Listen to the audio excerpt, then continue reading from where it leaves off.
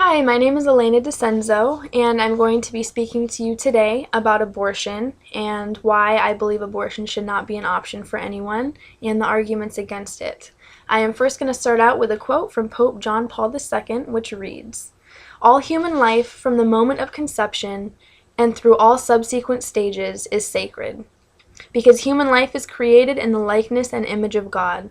Nothing surpasses the greatness or dignity of a human person. If a person's right to life is violated at the moment in which he is first conceived in his mother's womb, an indirect blow is struck also at the whole moral order."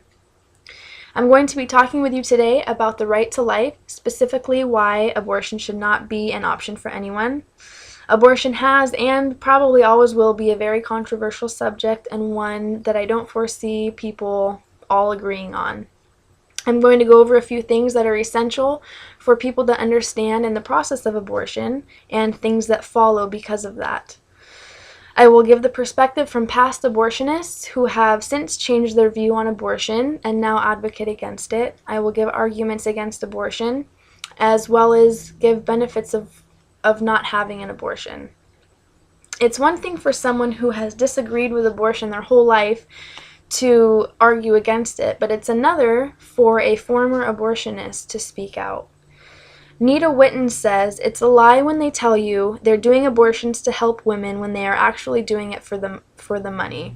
Nita Witten is a former abortion counselor, and abortion is the largest unregulated industry in the nation. Most clinics are run in chains because it's so profitable that way. Carol Everett was a previous director of 4 clinics and owner of 2. She herself also went through an abortion when she was younger. She explains the process of convincing women to abort, and she explains that they capitalize on a woman's weakness when they come in and they convince the woman to have an abortion, and they deceive them. The women don't even really have a choice because they're so deceived by what these counselors are telling them.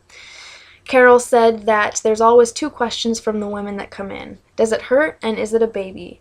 And the abortionist's answers are always no, because they want to secure the consent of that woman and the collection of the clinic's fees. So again, it has to do a big portion with the money.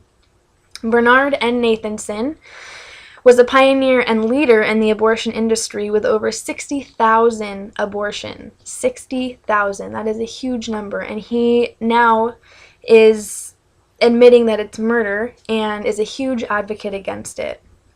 I think it's very interesting that the very people who are performing these are now speaking out against it, knowing firsthand, more than anyone, what goes on behind the scenes and with an abortion. There are many reasons and many arguments against abortion, some of them being science has quite clearly and decidedly proven that human life begins at conception. As soon as the sperm and ovum meet, fertilization takes place and it forms a new self-directing living organism with its own DNA separate from the mother and father. And that comes from Diane N. Irving, who has a PhD and is a former research biochemist and biologist. So there's lots of evidence out there that the human being begins at conception. Another argument against it is that abortion is not a contraceptive, and because it's so easy to get one, a lot of women become careless in decisions that they make because they know they can easily rid themselves of their mistake should they become pregnant, and it's so easy to go out and have an abortion.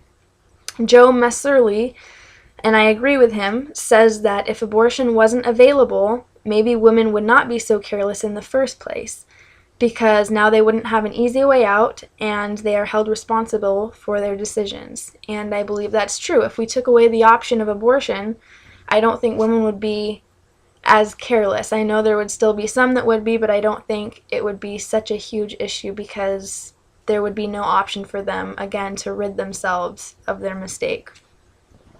A third argument against it is tax dollars are going to pay for abortions, and not all taxpayers agree with it and should have the choice whether they want their tax dollars used for that or something else. Women issues says that abortion is a medical procedure that must be performed by a doctor, and the government contributes to many of the healthcare clinics in which those doctors are performing abortions, including Planned Parenthood, free clinics, healthcare for homeless. The list goes on, and our tax dollars are going to pay for that, and I don't think that's right.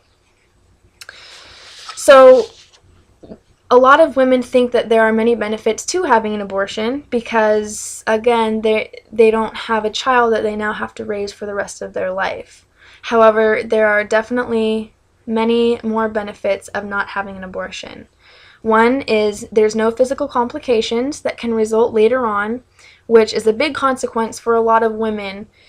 Socratic Adventures says an abortion can result in medical complications, which increase the risk of ectopic pregnancy, that doubles, and the chance of miscarriage and pelvic inflammatory disease increases, and increases the risk of breast cancer by 50% if abortion is induced before the first live birth. That's huge, 50%. Another reason is it will reduce physiological pain and stress. There's a lot of emotions that go behind having an abortion and giving up a baby in that way. And I've talked to several women who have gone through abortions, and from the majority of them, the first thing I hear is regret. They all, well, I can't say all, there are a few who would do it again tomorrow, but the majority, they definitely regret their decision and wish that they could change it. And last but not least, it allows someone that can't have their own children to be able to adopt, or maybe someone that does have children and wants to adopt as well. Hoping to Adopt says that there are 1.5 million American families wanting to adopt a child. So there is no such thing as an unwanted child because there are many people out there willing and wanting to adopt. In conclusion, all human life, again, from the moment of conception and through all subsequent stages, is sacred. I have talked to you today about the fight against abortion and given the perspective from former abortionists, as well as arguments against abortion and the benefits of not having one. I definitely think the reasons to not have one outweigh the reasons to, and I hope I have given you enough reasons today to believe that abortion is a very negative thing and should not be allowed, and can be avoided with other alternatives. Life is a very precious thing from the very beginning to the very end, and everyone deserves a chance at it. Thank you.